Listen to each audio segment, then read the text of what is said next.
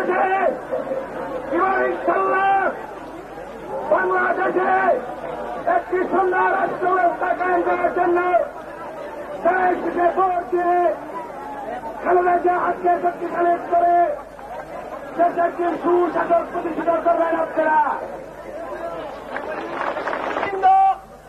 এবং মঞ্চের সামনে আজকের এই সংগ্রামী জনতা, আসসালামু আলাইকুম।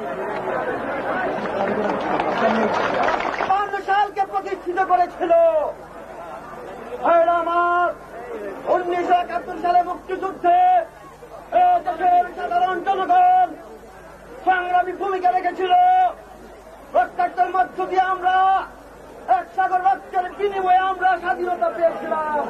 আমাদের সেই প্রিয় স্বাধীনতা, সেই বাংলাদেশ। মুজিবুর রহমানের বাহিনীরা দুর্ভিক্ষ দেখা গেল, রাস্তার দুপাশে না খেয়ে মানুষ পড়ে রইল। শিয়ালে কুকুরে আর কাকে সেই বিভৎস লাশকে টানতে লাগলো, মানুষ না খেয়ে মরতে শুরু করলো। কি পেয়েছি আমরা? স্বাধীন বাংলা।